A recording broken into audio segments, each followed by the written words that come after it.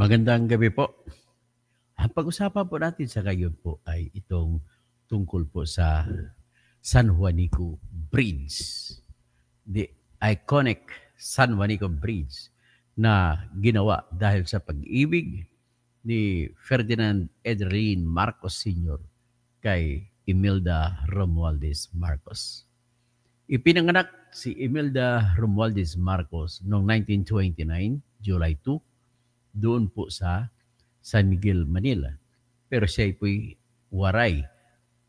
Anak po siya nung kuya ni Kukoy Romualdez at saka ni Alfredo Romualdez. Si Alfredo at saka si Kukoy, si Alfredo pala ay yung tatay naman ni Alfredo Romualdez Jr. na siyang mayor ng Tacloban City. Tapos, si Kukoy Romualdez naman ay ang tatay naman ni Martin Romualdez.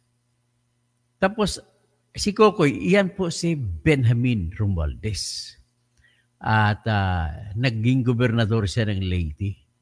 At naging ambassador siya sa US, sa China, sa Saudi Arabia. Tapos siya pala ay kapatid ni Imelda Romualdez Marcos na siyang pinakamakati nila. Tapos si Martin naman saka si Philip, si Martin siya nang may-ari na ngayon ng Manila Standard today. At yung si Philip, yung mga kapatid niya, may-ari naman ng Inquirer, kung di ako magkamali. Tapos, si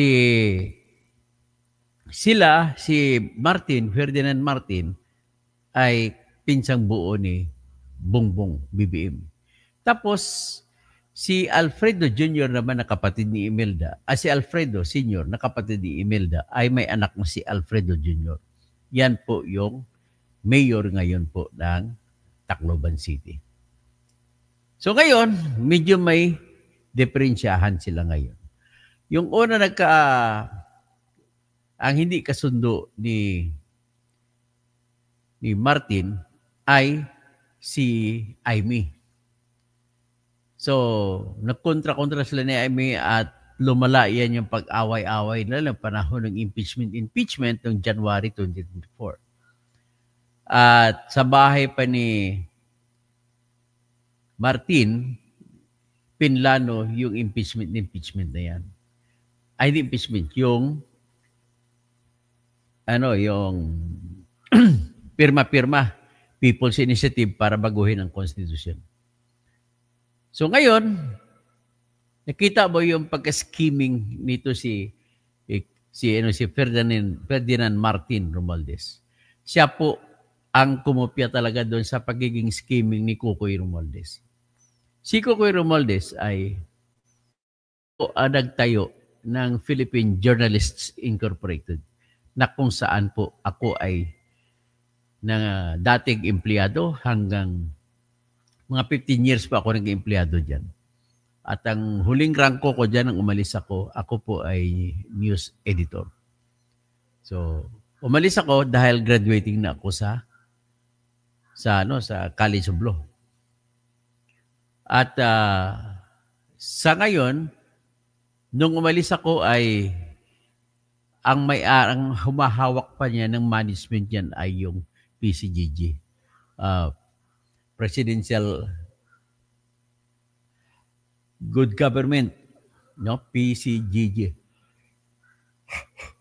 Presidential Commission on Good Government na itinayo ni Cory Aquino noong panahon na siya ay presidente. Ang mandato niyan ay habulin ang mga kayamanan ni Marcos Sr. at mga crony kung tawagin, mga kakotsaba ni Marcos Sr. Ngayon, isa sa crony, isa sa hinahabol ng PCGG ay yung Philippine Journalists Incorporated na kung saan ako ay empleyado. Nevertheless, itong si Richard Gomez na siyang congressman ngayon po sa Ormoc, Leyte, ay siyempre bilang congressman ng Ormoc. Ang Ormoc po, ng mga tao sa Ormoc, ay kanya mga constituents, dumadaan po sila lahat sa San Juanico Bridge. Pag pumunta ng Manila, pumunta na kung Samar, pumunta na kung sa Bicol, kung saan-saan sila kung magnenegosyo sila.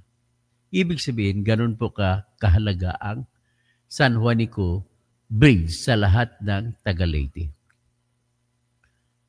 Southern man o Leyte na Northern. Ang Southern kasi, mga Cebuano speaking. Ang Northern, yung mga Waray-Waray speaking. Pero pag alam mo magsalita ng Waray at alam mo magsalita ng Cebuano, ay parang magpipinsan lang yung dalawang lingwahe yan. At isa pang pinsan nila salitang Ilonggo, magpare-pareho lang halos sila ng salita. At yan tawagin mga lingwahe ng mga Bisaya. So anyway, itinayo po noong 1973, July 2. Hindi itinayo, mas naaga pa itinayo. Ang pundo na ginamit dyan ay yung binayad po ng Japan na tinatawag na reparations payment. Na binayad ng Japan, bayad para sa mga Pilipinong pinatay nila sa ikalawang digmaang pandaigdig. At yung mga sinira nila na mga infrastruktura at lahat-lahat na nasinira ng Hapon sa panahon ng World War II. Of all places, diyan pa dinesisyonan ni Marcos Sr. na ilagay yung San Juanico Bridge bilang proyekto at Hapon din ang nagplano kung paano gagawin. Nagawa at nabuksan kahit kontra pa ang National Economic Development Authority ay itinayo yan. Sabi ng NEDA kasi noong araw, panahon ni Marcos, ay wala kayong kakitain dyan, logi lang yan. Kasi walang nagbibiyahe. Pero one thing I admire in the love of Ferdinand Sr. kay Imelda, hahamakin ang lahat, masunod ka lamang. At ipinatayo niya yung San Juanico Bridge despite all odds. Natayo. Napatunayan. 52 years na ngayon yan. Maganda ang long-term nga lang nakuha. Siguro yung cost na bawi ang gastos pagtayo. Long-term. So, 50 years na ito ngayon. So, 50 years na ngayon, napakaganda ng gawa ng Hapon. Hindi kagaya sa Cabagan Bridge, Isabela. Napapahiya tuloy yung nag-design dyan na Pilipino na Doctor of Structural Engineering. Ay, napakaganda kasi hanggang ngayon ay buhay pa. Ngayon, bigla nag-anunsyo, ito si DPWH na isara nila sa May 8 ang tulay. At mula sa 15-ton load limit capacity, ang tulay ay binabaan sa 3-ton limit. Ano ibig sabihin pag 3-ton limit or 15-ton limit? Ang binibilang po dyan kung bigat ng gulong. So, ibig sabihin kung 4 ang gulong, 3, dapat 12 ton ang dala ng truck maximum. Pag binabaan nila ng 3 ton axle load limit. Ganon din, kung pitasan na 15 times 4, edi magiging 60 ton limit.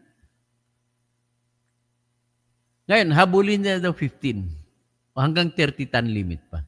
So, magiging 120 ton na ang load limit capacity.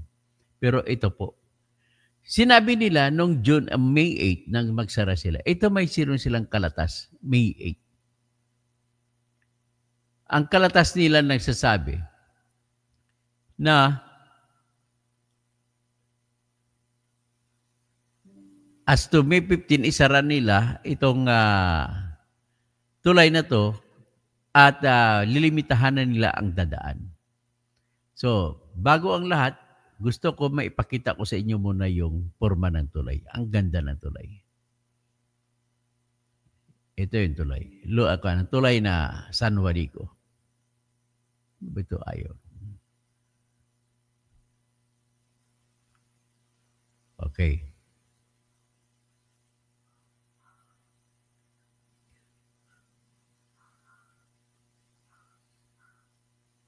O itong tulay O yan ang tulay. Ang malaki, yan ang tulay. Sa malapit makita niyo sa foreground, yan pong tulay. Ngayon, may balak sila magpatayo ng tulay ng pangalawa sa San Juanico 2. Yan, sa kabila. Ngayon, pagpatayo nitong tulay na ito, ladies and gentlemen, ang nangyari dito, nag-anunsyo yung DPWH na isara. Ang rason nila ay masisira daw. Kailangan daw ayusin. Naku. Ang problema dito maniniwala ba tayo dyan? Hindi ako naniniwala dyan sapagkat po, unang-una, ay bilang engineer, mahirap paniwalaan na magiging totoo yung sinasabi nila. So ngayon, ano ang ibig sabihin nito? Ang ibig lang po sabihin nito ay kikita ng malaki si Ferdinand Martin Romualdez, na anak ni Kokoy Romualdez. Paano? Nagduda si Congressman Richard Gomez. Hindi, sinadya nyo na hindi punduhan yung tulay O parang yan ang gusto sabihin ni Richard. Parang sinadya nyo hindi pinunduhan ng 2023, 2024, 2025 ngayon. Ngayon, 2025, punduhan ninyo ng 5.9 billion hanggang 7 billion pesos. Kikita naman kayo dyan. Yan naman talaga ang pakay.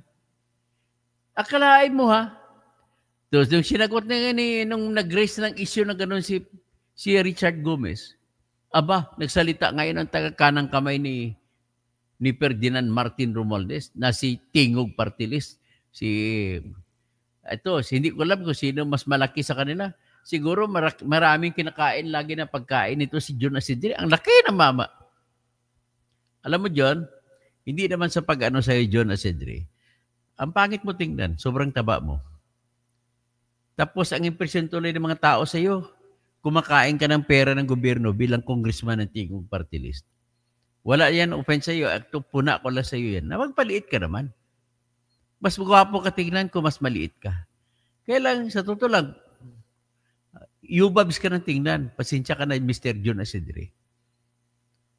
Gwapo ka pa naman kung maliit ka Kaya lang problema sa ngayon, ang dating mo, kung ikaw nagdedepensa kay Martin Romualdez na boss mo, ay ikaw ay, ang tawag niyan, doon ka sa farm. Anong farm? Crooks Farm. Yan po ang mangyari dyan. So ngayon, kung ito yung nagdepensa si Mr. Asidre, tingnan ninyo ang depensa niya. Sabi niya kay Richard Gomez, hindi, pinunduhan. Ito, pakita natin yung salita, yung sagot niya kay Richard Gomez. Ayan. Sabi niya, ayan si John Asidre. Sabi niya, house-funded San Juanico Bridge Repair. Kasi kayo may control si boss mo ang may control sa pundo. Kasi speaker.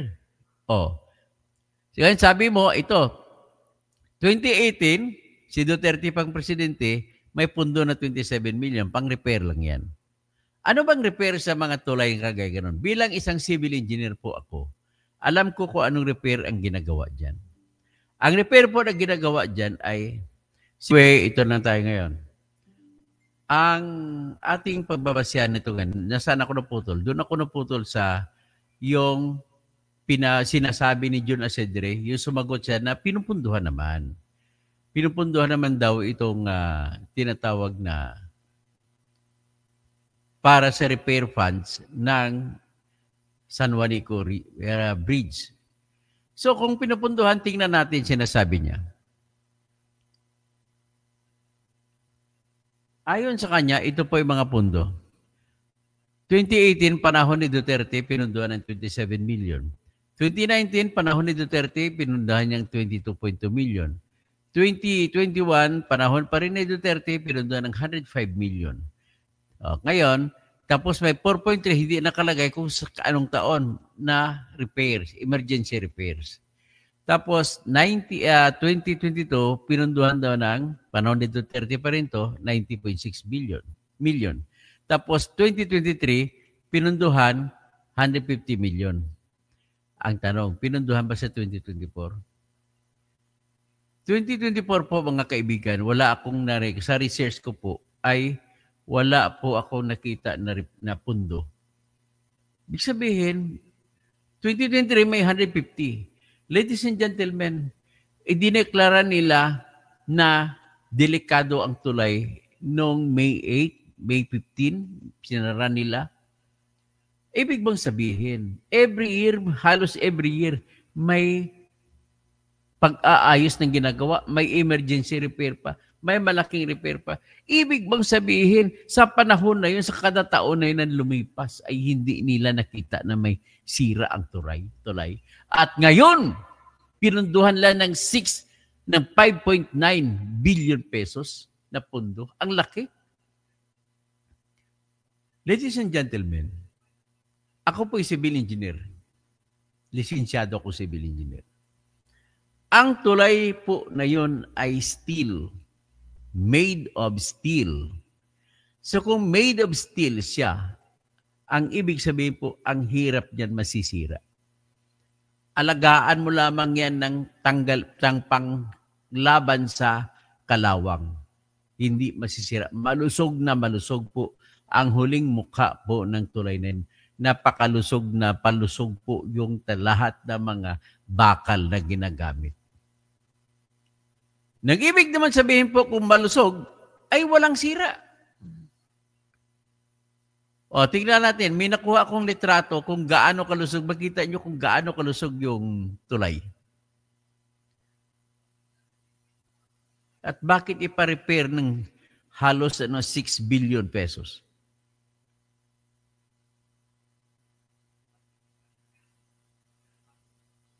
Ito, tingnan nyo. Okay, papakita ko sa inyo at ipaliwanag ko sa inyo. Bilang civil engineer, paliwanag ko sa inyo.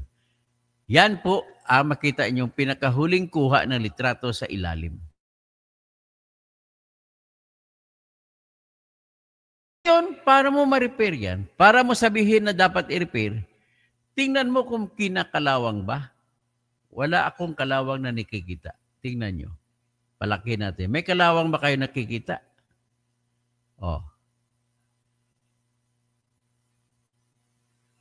Kung walang kalawang, tapos 52 years na, yan pa rin ang itsura, parang bago. Kasi nga, every year, ay dinalagyan ng anti-rust pangkontra sa kalawang. At tingnan mo yung rematsi, yung mga rivets na nakakonect sa bawat isa sa bakal. Ay hindi man lang, wala ka makikitang indikasyon na may sira o na uumido. Ladies and gentlemen, tanungin mo kahit sinong engineer. Pag-design namin yan, kada cross-member siya, kada member mayroong load na hinawakan, may bigat na kinakarga. Na ang disenyo yan, kung isa lang dyan matatanggal, halos mababagsak na yan. Tanggalan mo ng isang membro yan, mababagsak yan. So kung may sira, the only way na matawagin mo may sira yan ay kung kinalawang o natanggal o dahil rivets siya ay hindi na kumakabit. Hindi welding ang pagkabit niyan, rivets yan. So, kung natanggal yan, ladies and gentlemen, kung Mayo 15 sinara, anong ibig sabihin yan? Ibig sabihin po, May 14, maayos. Dumadaan na malalaking truck. May 13, maayos. Sabihin natin, atras tayo, March, April, maayos. Kung maayos sa April, March, pagpunta sa January, pabalik sa December, imposible naman na may sira sa May. Talagang, ang problema lang dito, kinutsaban nyo pa yung Angel Lazaro and Associates International Designs Consultants. At magsisertifika, private organization yan. Magsertifika na may kailangan isara. Bakit isara? So, ladies and gentlemen, nag-raise po ng duda si Mayor Alfredo Romualdez. Kasi nasisira pong ekonomiya ng Tacloban City nang dahil dyan. So ngayon, anong gagawin natin? Talagang pakana lang ito nila para kumita na naman.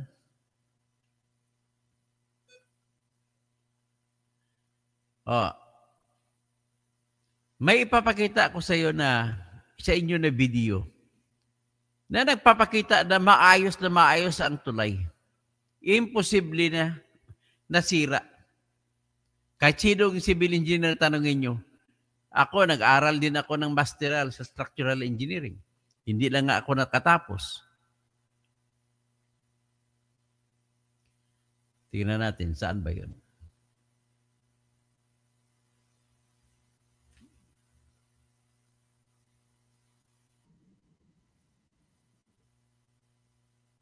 So, ito, asa na ba yun?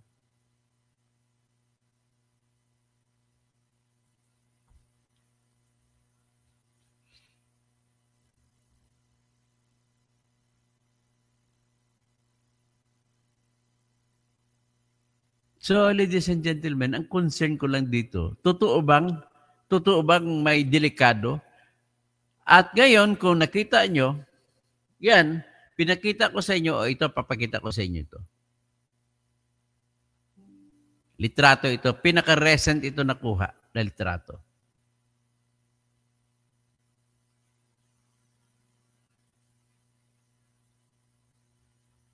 Ayan.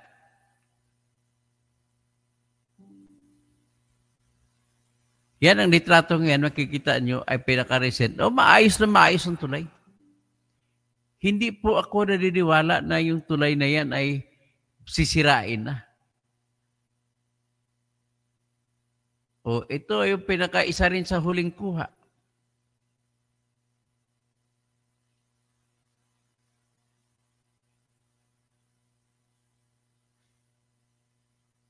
Ang puntos ko lang dito po, kaibigan, dapat maglagay ng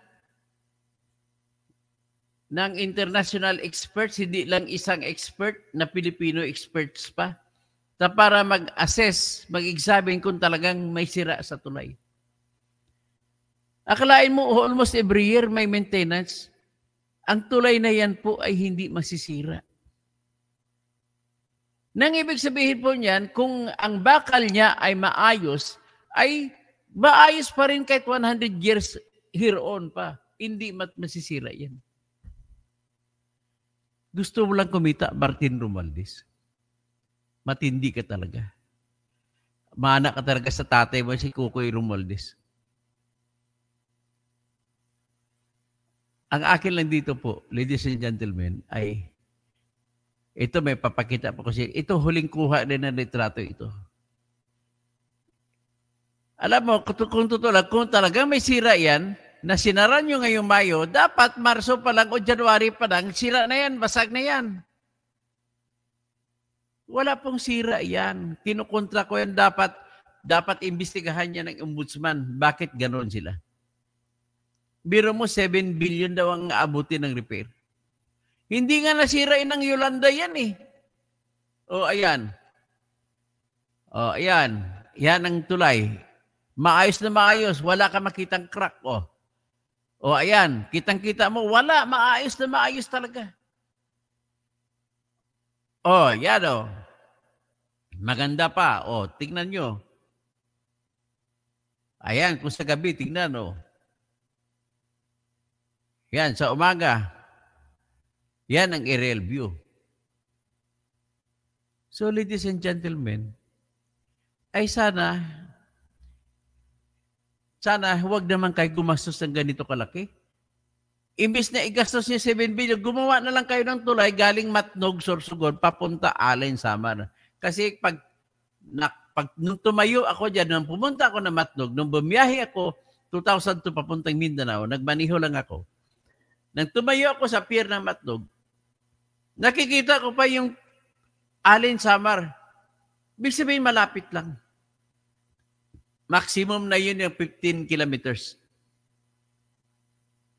So kung 15 kilometers, 15 minutes lang na biyahe yan sa sasakyan. Diyan na sana binuhos ang gasto para dugtong-dugtong na. Tapos, ang ibang tulay, imbis na gagawa ka panibagong tulay na 9 billion, ilagay nyo pangalawang San Juanico Bridge. Huwag na magpangalawa. Total, hindi pa naman naabot yung maximum daily volume of traffic na 10,000 a day na volume ng traffic ang kapasidad ng tulay na San Juanico Bridge. Nasa 7,000 pa lang tayo ngayon. Hindi pa nahabol, hindi pa naabot. Kaya, imbis na gano'n, magpatayo kayo ng tulay sa gitna ng Leyte at saka Surigao. Para naman, mapa-increase niyo, paimbuyog niyo ang progreso. Pero mo, pag gano'n, malapit, mabilis lang pumunta ng Siargao. Kasi, baylanda lang. Yung mga taga Bicol, taga Luzon, pupunta sa Siargao, hindi na mag-aeroplano. Sasakyan lang, sasakay sa bus. Oh, mas maraming turista ang pupunta sa Siargao. Kung gano'n mangyari. Tapos, lagyan na rin tulay mula Batangas hanggang Mindoro, Mindoro hanggang Aklan. Oh, marami nang pupunta sa Kalibo, sa Boracay. Papuntang Bacolod, papuntang Dumaguete, papuntang Siquijor.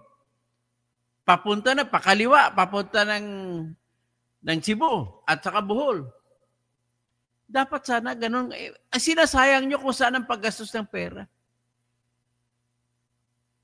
Yan, ladies and gentlemen, sinashout out ko sa lahat ng mga mamayan, magprotesta tayo sa mga ganito, mga gastos-gastos. Hindi po ako bilang isang engineer po, hindi po kami naniniwala. Marami po kami engineer sabi dito. Hindi pa sira yan. Maintenance lang yung kailangan niyan. Tapos sabihin mo, retrofitting. Ano pag ibig sabihin retrofit? Pag sinabi mo retrofit po, may major disalignment ang tulay. Ibig sabihin, halimbawa, didiretso, o gumiwang, ibig na didiretso, lumihis ang mga kaya i-retrofit mo, ilapit mo.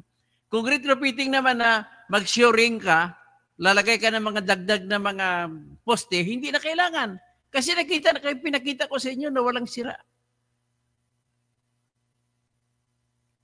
Kaya ito sa panahon talaga ito ni Bongbong Marcos, nagpapadikta kasi sa kay Romualdez kay Martin Romualdez. Kaya dahil diyan umiyak si nagrereklamo si Alfredo Romualdez Jr. na asawa ni Kring Gonzales, mayor ng Tacloban City. Maapektahan ang ekonomiya ng Tacloban ng dahil diyan. Ito yung history talaga niya na si Ferdinand Martin Romualdez. Akalain mo wala namang problema yung Maharlika Road. Mula sa Tacloban papunta sa Palo Leyte. Ginawan pa niya ng diversion road. 3 kilometro, 3 bilyon. Ibig sabihin, ang 1 kilometro na kalsada niya, ang nagkakalaga 1 bilyon. Kikita lang siya. Ganun po siya katuso. Sa totoo lang, siya po ang nagpasira sa unity team ni Sara at saka ni BBM. Siya lang ang nagpasira kasi ambisyoso na gusto niya maging presidente. Wala naman. Pangit naman mukha mo, Martin. Wala kang karisma sa mukha mo pa lang. Nagwapuhan ng ata sa iyo ang asawa mo na si Yeda na kurakot din. Oh, yan, opinion ko lang yan, kurakot kayo. Ginagamit yung pundo ng Tingog Party List. Oh, sige, hanggang dyan na lang. Basta kinwestiyon ni Richard Gomez, kung totoo, tapos kinwestiyon din ni Mayor Alfredo Romualdez, kung totoo hindi yang sira. Hindi ako maniwala na sira kasi kung sira yan ngayon sa Mayo, mas lalong sira na yan nung last year pa. Oh. Si Imornibal, si Marfar, gawa-gawa naman ng pera mga Romualdez. Talagang gawa-gawa ng pera. Perni Pinto, Jordan, Pastor Rodi Rabi, bakahin ako niya. Good evening po. Good evening dyan, Fe, sa Buena Vista, Agusan del Sur, Agusan del Norte. Oh, si Attorney Jose Alan Mendez de Belen, alam niyo ba kung bakit hindi matuloy-tuloy ang Senado sa impeachment ni BP Sara? Ito po ang may kadahilanan. Sinisisi ng iba si Senator Chis kung bakit tila dinidelay ang impeachment trial ni Vice President Sara. May kakayahan ba mag-isa si Senator Chis o panggawin yan? Wala. Ang plenary o kabuuan, lahat ng senador ang pwedeng gumawa lang yan. Ang plenary, ibig sabihin, ang lahat-lahat ng senador, hindi kaya ni Chis na mag-isa. Kukontrahin siya ng ibang mga senador. Tama po si Attorney Jose Alan Mendez Tebelin. Oy, Attorney Tebelin, natalo yung mga nakuha sa Catanduanes. Akala ko tatakbo kang gobernador doon. Nanalo yung teacher, Sana ikaw, abogado, ikaw ang nasunod na gobernador ng Catanduanes.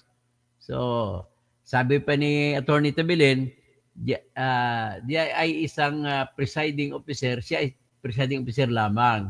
Pero magkagayon pa man, o naisipin ninyo bakit muli siya pang maging Senate President. Ibig sabihin po, ay walang kasalanan si Chis dito. Kasi si Chis, nag-isa lang siya, hindi niya kayang kontrolin ang Senado. Ang dami mga suwail dyan, no? Si Jinggoy lang eh. Di pa, Pastor Rodi Rabi? Yak, may corruption na naman. Sigurado, bridge corruption yan nangyari. Nawala ako kanina, Imarpar, no? Kasi nakalimutan ko gamitin yung mga pang-depensa ko. Ayun, nilusob, inatake yung aking live at namatay. Buti, binawi ko na naipabalik ko. Unknown masilip imbestiga po sa corruption ang mga projects ng may big time budget, billions, trillions para hindi maperwisyo ang Pilipino. Yan na ngayon ang mission ko ngayon bilang engineer. Total karabihan ng mga project na may problema, yung mga engineering projects. Argo, okay na po. MR Pon, takot sila sa malaman ng taong bayan, kailangan nila Romualdez. Tiger Lily, Argo Tiger, galing ang host. Salamat po.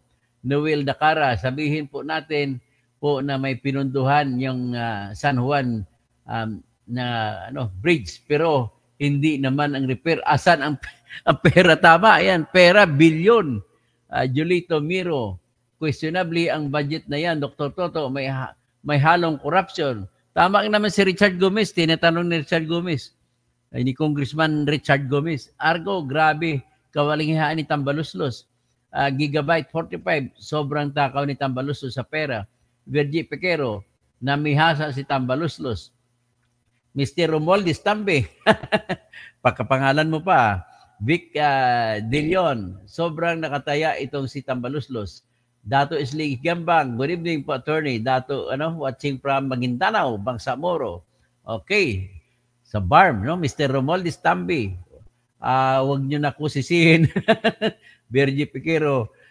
Kung di crocodile si Tambaluslos, Romel Hernando, Tambaluslos, nadamay ba ang Leyte sa karma dahil sa pinagawa sa budget? Hindi nga nasira ng Yolanda yan eh. Nasira lang ni Romualdez. Tapos, Mr. Romualdez Tambi, galing mo talaga ito, natumbok mo. Okay. Okay, Eco Cruz, sa bulsa lang mapupunta ang repair budget. Virgie Piquero, si Bangag ang dapat na mag-control kay Tamba. Vicky De Leon, may mukhang hanapan mga itong si Martin Luther King, Tambaluslos. So si Marlon, Senate investigation dapat ito pa imbestiga, no?